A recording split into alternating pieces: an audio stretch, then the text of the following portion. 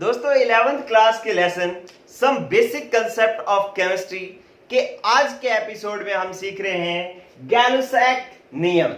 यह नियम रासायनिक संयोग का ही नियम है। इस नियम के अनुसार क्या है, पहले मैं नियम पढ़ देता हूं। कहता है इस नियम के अनुसार किसी रासायनिक अभिक्रिया में गैसें सदैव सरल अनुपात में संयोग करती हैं। यदि उत्पाद भी गैस है तो उसका आयतन भी क्रियाकारी गैसों के आयतन के सरल अनुपात में होता है। ताप और दाब निश्चित होने चाहिए। ये नियम ये कह रहा है। क्या मतलब है, इधर गौर करने बच्चों।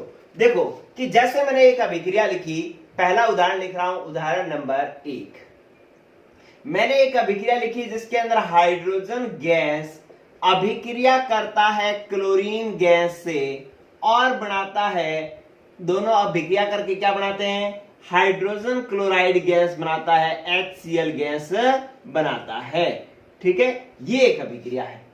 तो इस अभिक्रिया में जो हाइड्रोजन गैस का एक आयतन क्लोरीन गैस के एक आयतन से संयोग करता है और उत्पाद में जो हाइड्रोजन क्लोराइड गैस बनती है वो 2 अनुपात में बनती है। इसका मतलब 2 आयतन में बनती है। इसका मतलब क्या है कि इनके आयतनों का अनुपात जो है, आयतनों का अनुपात जो है वो क्या बनेगा, वो बनेगा 1, पहले 1 फिर 1 अनुपात 1 अनुपात 2, 1 अनुपात 1 अनुपात 2।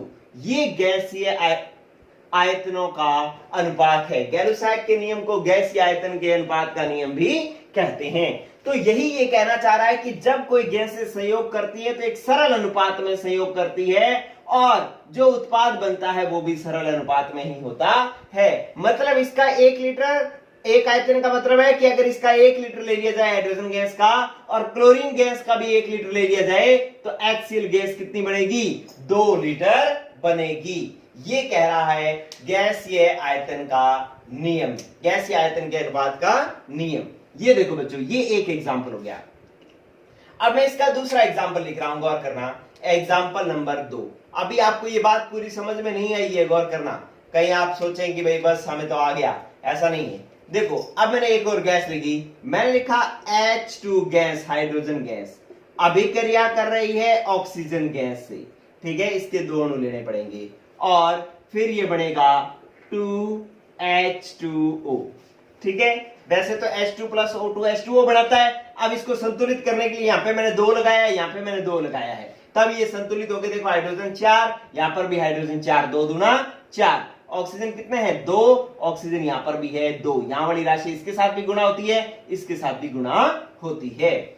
अब ये क्या कह रहा है कि हाइड्रोजन का कितना अनुपात आना चाहिए, आयतन कितना आना चाहिए, 2 आयतन हाइड्रोजन का आना चाहिए और यहां पर इसका आयतन कितना आना चाहिए, 1 आयतन आना चाहिए, क्योंकि इसके आगे कुछ नहीं लगा हुआ। जब कुछ नहीं लगा होता तो उसको 1 मानना है। आपने ऐसे नहीं करना है कि सर ने यहाँ पे क्या किया था कि इसका 1 प्लस 1 इसको 2 कर दिया था, लेकिन यहां पर नहीं होगा। ये 2 प्लस 1 कितना हो जाना चाहिए, 3। आपको 2 प्लस 1 3 आयतन हो जाएगा, नहीं, ये कितना आयतन बनेगा, 2 आयतन बनेगा। इसका मतलब इसके आयतनों का अनुपात हो जाएगा 2 अनुपात 1 अनुपात 2। ये अनुपात आएगा, ध्यान रखना। ठीक है, तो इसलिए जो है ये क्या कह रहा है कि ये दोनों गैसें आपस में सरल अनुपात में संयोग कर रही है। मतलब इसका 2 आयतन लोगे, 2 लीटर लोगे तो इसका 1 लीटर अभिक्रिया करेगा। अगर इसका 2 लीटर ले लिया और इसका भी 2 लीटर ले लिया तो इसका 1 लीटर अभिक्रिया नहीं करेगा, 1 लीटर बचा रहेगा। इसका 1 ही लीटर अभिक्रिया करेगा। क्यों, क्योंकि इसका अनुपात निश्चित हो गया। सरल अनुपात जो है इसके ये निश्चित अनुपात में संयोग करती है। ये भी आप मान सकते हैं कि गैसें सदैव एक निश्चित अनुपात में संयोग करती हैं। जो अनुपात कैसा होता है, सरल अनुपात होता है कि अगर ये 2 लीटर तो ये 1 लीटर अभिक्रिया करेगी और उत्पाद जो है वो सदैव 2 लीटर ही बनेगा जब इसका 2 लीटर और इसका 1 लीटर संयोग करेगा।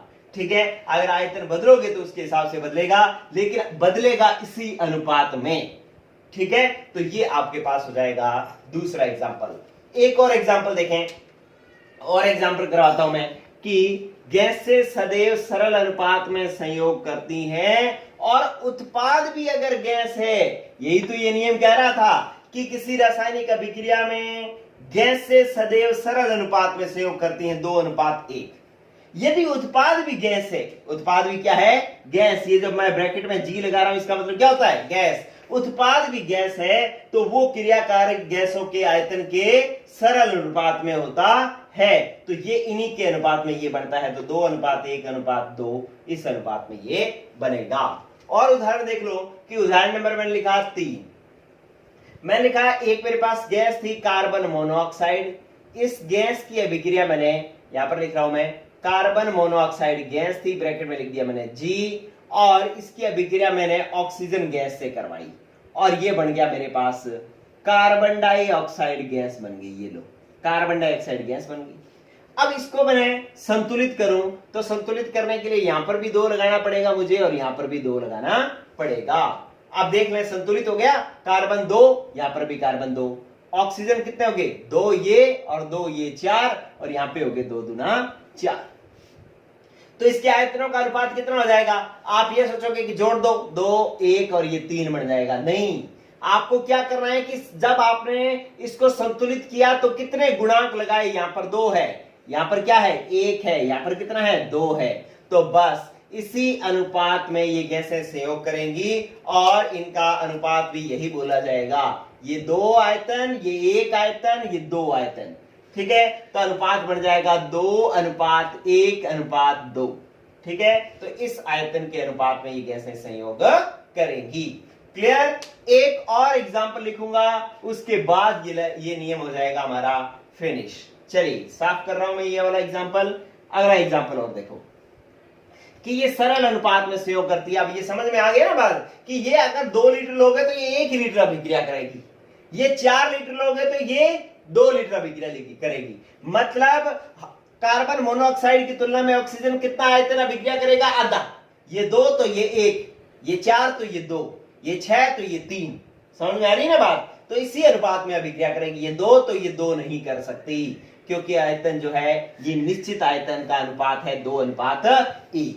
चलिए फिर देखो आपके पास चौथा एक और एग्जांपल देखो। मेरे पास नाइट्रोजन गैस और हाइड्रोजन गैस थी, ये अभिक्रिया करके अमोनिया गैस बना रही थी NH3। ये भी गैस, ये गैस, ये भी गैस। ठीक है, अब आपसे पूछा जाए कि इनके गैसीय आयतनों का अनुपात क्या होगा। ठीक है, आपके पास क्वेश्चन पूछा गया कि बताओ इनके गैसीय आयतनों का अनुपात क्या होगा।